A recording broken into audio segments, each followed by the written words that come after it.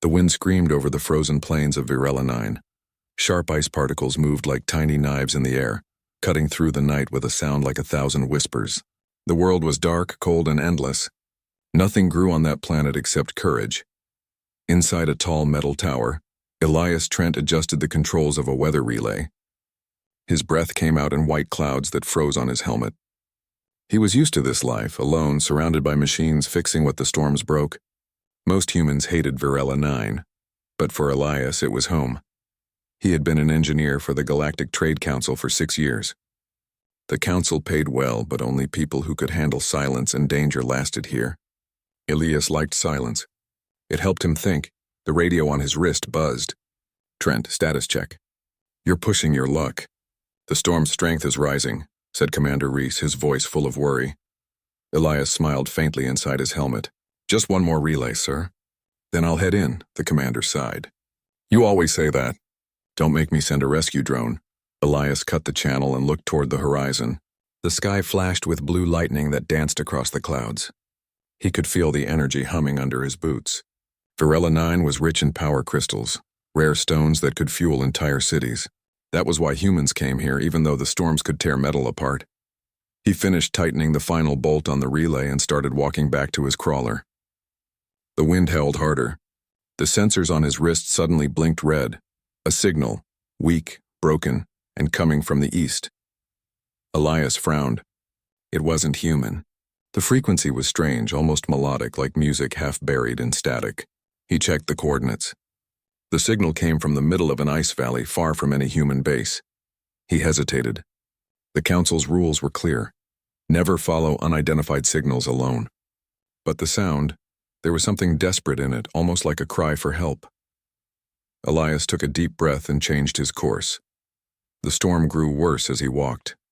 Ice struck his armor like small bullets and the sky turned a deep purple. After 20 minutes, he saw a faint glow in the distance, blue and pulsing. When he reached it, his heart stopped for a moment. Half buried in the ice was a small ship, no bigger than a shuttle.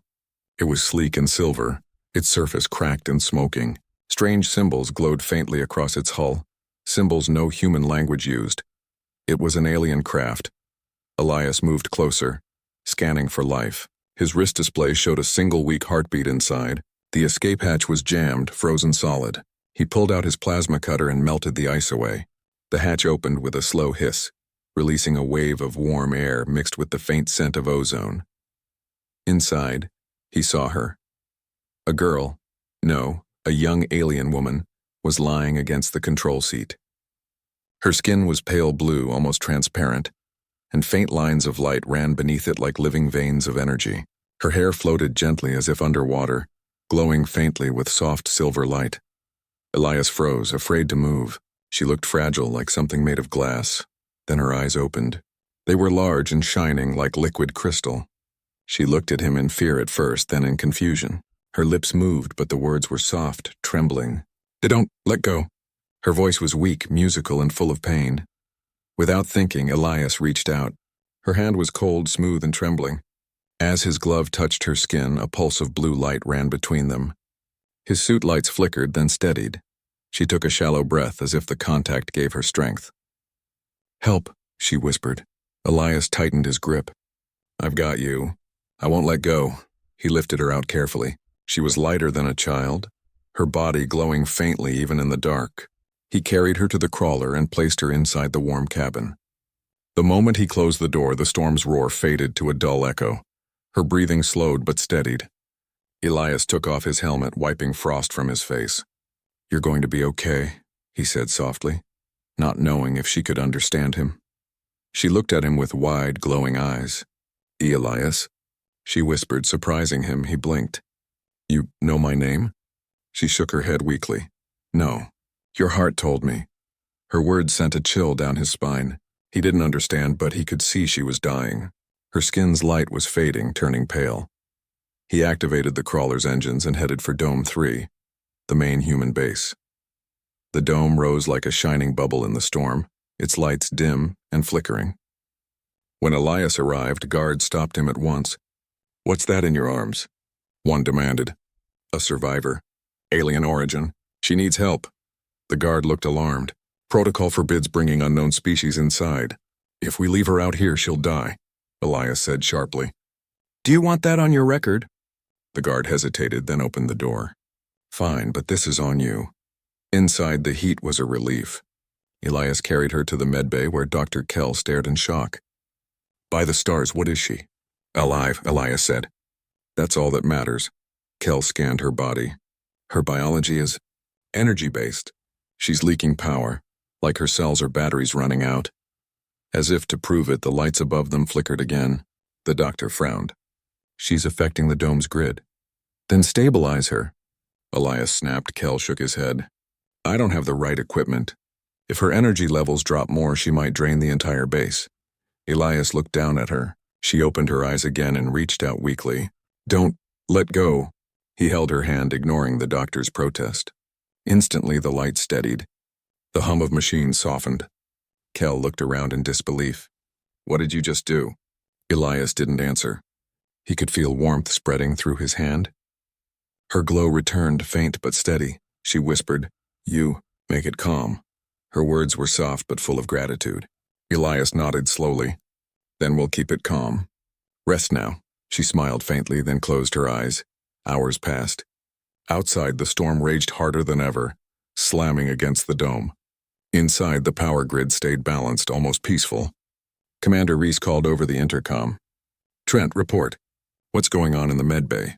Sensors show a massive energy fluctuation. Elias replied quietly. We've got a survivor. She's stabilizing the system somehow. That's impossible, Reese said. Is she dangerous?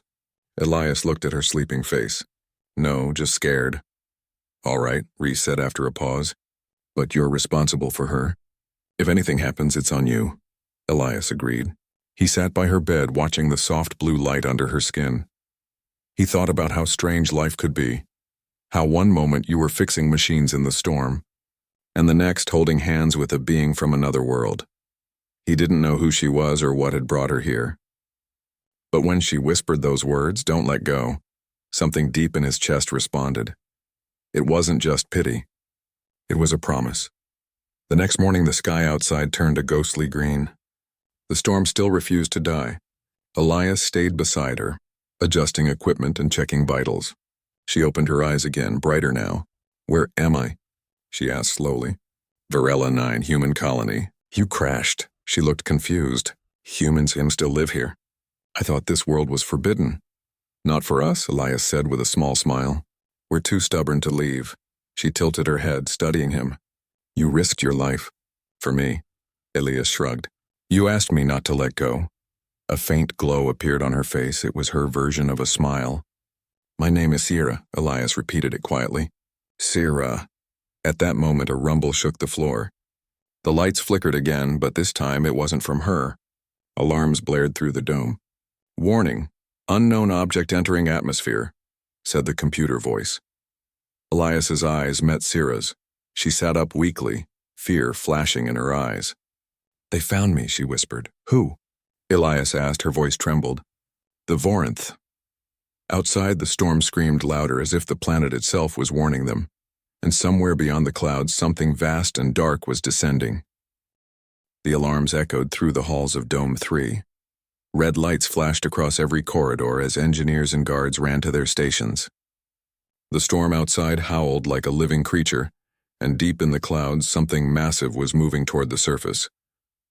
Elias stood beside the alien girl, Sierra, in the med bay. She was still weak but awake now. Her glowing eyes filled with worry. Her voice was soft but urgent. You must hide. The Vorinth are coming, Elias frowned. Who are the Vorinth? Sierra hesitated, her hands trembling. Machines. They hunt my kind. They take our energy and use it to feed their ships. They destroyed my home world. Elias felt his chest tighten. You mean... They'll come here for you? She nodded slowly. They always find us. I didn't mean to bring them, but my crash signal. It called them. Before Elias could answer, the intercom cracked to life. Trent! Report to the command center immediately, Commander Reese ordered. Elias gave Sierra a reassuring look. Stay here. Don't move. I'll come back. She caught his hand as he turned to leave. Her touch was warm this time, not cold like before. Don't let go, she whispered again, her eyes full of fear. Elias smiled softly. I won't. Then he left the room. The command center was full of tense voices and flashing screens. Reese was standing over the main console, studying a huge image on the display. What do we have? Elias asked. Reese pointed to the screen. A ship, not one of ours. Metallic, no visible windows, and too big for a scout. It's slowing down right above our coordinates. Elias stared at the image. The ship looked like a floating fortress, covered in strange black plates that shifted like liquid. It had no lights, no visible engines, just a dark shadow against the storm. It's them, Elias said quietly. They're called the Voranth. Reese turned to him sharply. How do you know that? Elias hesitated. He didn't want to betray Sierra's trust. The survivor told me. The alien I rescued. She says they're after her. The room fell silent. The commander rubbed his temples. Of course they are. And you brought her right into our dome. Elias met his gaze. She's not a threat. She saved us.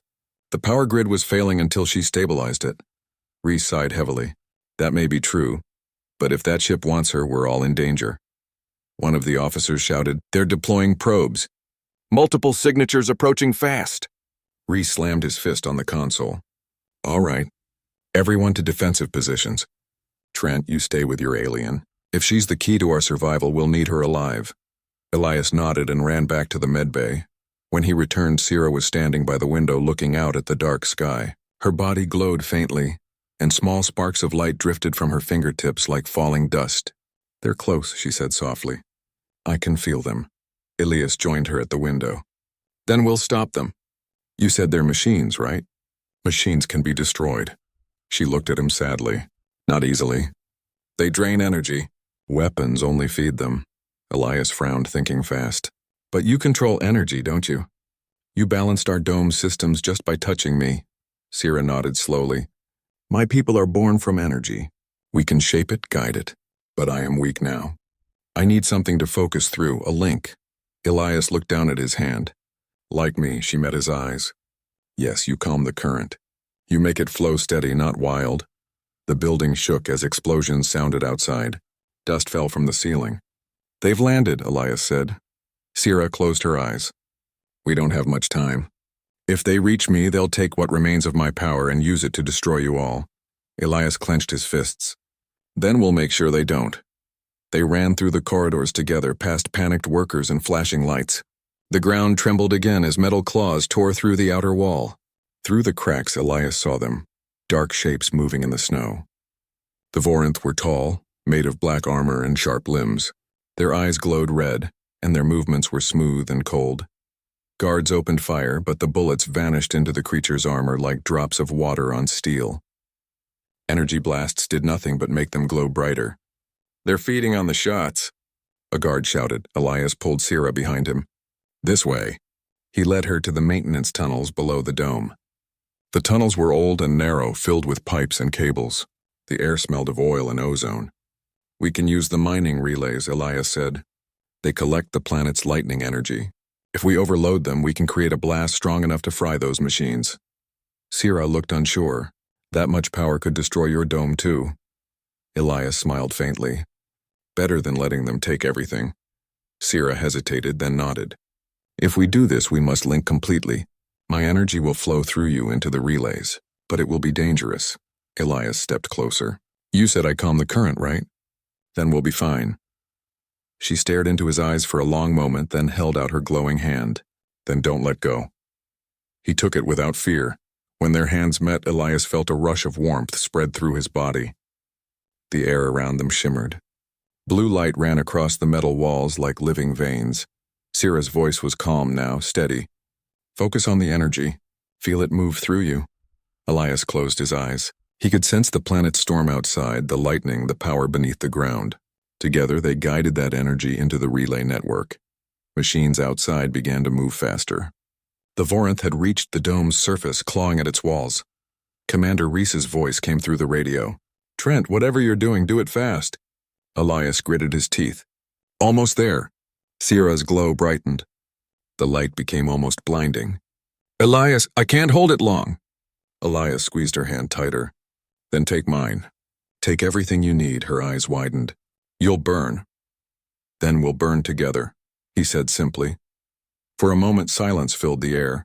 Then the relays lit up one by one across the stormy horizon. Bolts of blue lightning rose from the ground, connecting into a massive network of light. Sira's voice echoed inside his mind now, soft and full of wonder. You're sharing your life force. Humans are strange, Elias smiled faintly. Get used to it. Outside, the Voranth stopped moving. They sensed the power building beneath their feet, but it was too late. The storm itself seemed to bend toward the dome. Now, Elias shouted. Sira lifted her other hand. The world exploded in light. For a moment, there was only silence and a blinding white glow. Then the storm roared again, but this time it wasn't angry. It was alive. The energy surged upward, spreading through the atmosphere like a wave. The Voranth ships in orbit shimmered, twisted, and then shattered into dust. The ground trembled, then went still. When Elias opened his eyes, he was lying on the floor. Smoke rose from the relay panels. The tunnels glowed faintly blue. He turned his head. Sira was beside him, motionless, her skin dim. Sira, he whispered, his throat dry. She opened her eyes slowly. You held on, Elias smiled weakly. Told you I would. She looked around. The Voranth are gone. But so much energy. You shouldn't be alive. Elias laughed softly. Humans don't give up that easy. She reached up and touched his face gently. Your world is strange, Elias Trent. Harsh and cold. Yet full of warmth. He helped her sit up. Welcome to humanity. Outside, the storm began to calm. The sky glowed faintly blue like the light inside Sira's veins. Elias stood and looked out through the tunnel's exit. The horizon was filled with the quiet beauty of lightning fading into peace. For the first time in years, Virella 9 looked almost gentle. Sira leaned against him, her voice a whisper. The Voranth will come again. They always do, but now, they will fear this world. Elias nodded slowly. Let them come. We'll be ready. Their hands were still locked together. Neither of them let go. The storm outside Dome 3 had calmed. The air smelled of melted ice and electricity. The soft hum of the dome's systems filled the corridors, now glowing faintly with the blue energy Sira had released. Humans were emerging from shelters, eyes wide with wonder. No one spoke of the Voranth. They had been gone before anyone could even see them fully. But everyone knew something extraordinary had happened. Elias helped Sira to her feet. Her skin was dimmer than before, the glow weak, but steady. Her eyes met his, bright and alive with curiosity. You saved them, she whispered. Elias shook his head. No, you saved them. I just held your hand. She smiled faintly. It was a small, fragile thing, yet full of gratitude. You don't understand, she said softly. The energy we used, it could have ended me. Your connection kept me alive. Elias frowned. You risked your life to save the dome, to save everyone. She nodded. Yes, but you risked yours too. Humans, you are strange. He laughed softly. We're stubborn. Sira tilted her head, studying him. No, you are more than stubborn. You believe. You held hope, even when everything seemed lost. That is why you are alive. Elias swallowed. He didn't feel particularly heroic. He just held her hand. But somehow, those words made him feel stronger. The commander entered the room, eyes scanning both of them carefully. Elias, what exactly happened here? Elias explained, step by step, how Sira's energy had stabilized the dome, how they had guided the storm's power into the mining relays, and how the Voranth had been destroyed. Reese rubbed his temples. I don't know if I should praise you or reprimand you. Bringing an alien into the dome could have been a disaster. It would have been a disaster if I had let go, Elias said quietly. The commander paused, looking at the two of them. He finally nodded. Fine. Consider this exceptional. But don't make it a habit. Elias smiled faintly. Understood. Sira watched the humans cautiously. Your world is strong. You fight not just with weapons but with hearts. That's what humans do. Elias said. Even in the hardest places, we don't give up. Sira's eyes glowed faintly as if impressed. I see. Why your species survives. You never stop, even when danger is certain. The following days were filled with recovery and quiet work. The dome's systems needed repairs and humans worked alongside Sira to restore the power grids. Elias stayed close to her, guiding her through the tunnels, helping her manage her energy without overexerting herself. The bond between them grew stronger, not just physical, but emotional. At night, when the dome was quiet, they would stand together by the observation window. The sky above Virela 9 was calm, filled with stars and faint auroras, reflections of the storm that had passed. Sira spoke softly. I have never been touched like this. You connect with me in a way my kind rarely experiences. Elias looked at her. Maybe that's what makes humans human. We connect. We hold on, even when it seems impossible. She smiled faintly. Then I will hold on too, as long as you allow it. I'll never let go, Elias said simply, and for the first time Sira believed him, but the threat of the Voranth was not gone entirely. Elias knew it, and Sira knew it. They will return, she whispered one evening. They always do. I signal. It exists. They will find it again. Elias nodded. Then we'll be ready. Humans always are. Sira looked at him curiously. You do not fear them? He shrugged. Fear is natural. But courage is what we choose, and we choose to protect what matters. Her glowing eyes reflected the stars. Your courage. It is strong. Stronger than most humans I have known. Perhaps stronger than mine. Elias laughed softly. Maybe. Or maybe I just had a good reason to hold on. She smiled faintly. Yes. That is the difference. Weeks passed, and the dome recovered. The energy grid glowed softly, powered partially by Sira's remaining energy. Humans came to trust her presence, realizing that she was not a threat, but a guardian of sorts. Elias spent his days helping her adapt to human life. She learned to laugh at small jokes, marvel at mundane human devices, and even taste food, something she had never experienced before. At night, she still held his hand, though now it was less about survival and more about trust. Do humans always hold hands? She asked one evening. Elias chuckled.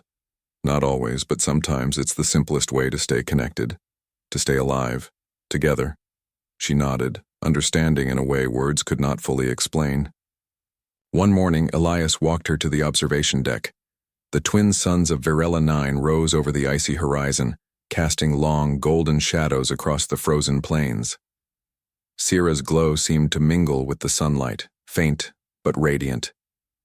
Elias, you have given me life, she said softly. He shook his head. No, you gave yourself life, I just didn't let go. Her eyes shimmered. Still, humans are remarkable. You fight for others, not for glory or power, but because it is right. Elias smiled. That's what we do. And now it's our world too. Sira looked out over the horizon. Perhaps we can stay. Together. Humans. Your stubborn hearts. They are beautiful. Perhaps this is where I belong. Elias took her hand. Then stay. I'll make sure no harm comes to you. She squeezed his hand in return, and I will make sure the dome and its people thrive. Together.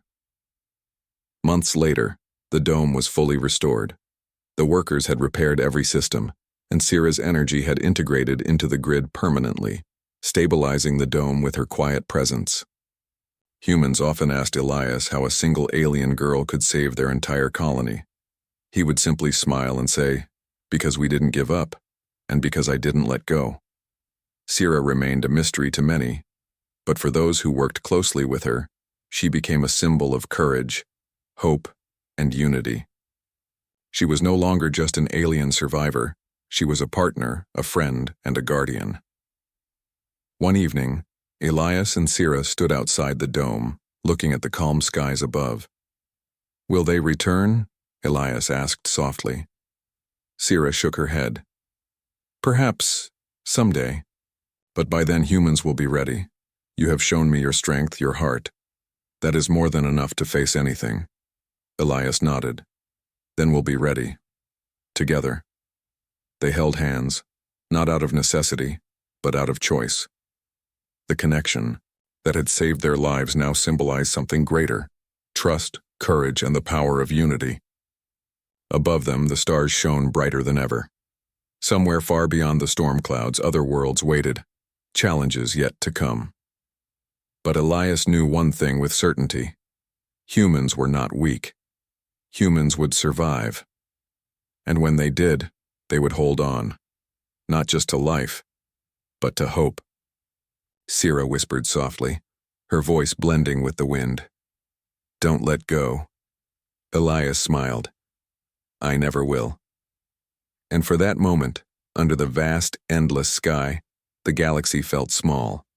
Two hearts, one human, one alien, had made a difference. And somewhere deep in the stars, the legend of humans stubborn and brave would continue. The Voranth could come again. Others could challenge them. But as long as humans held hope and did not let go, the stars themselves would bend to their courage.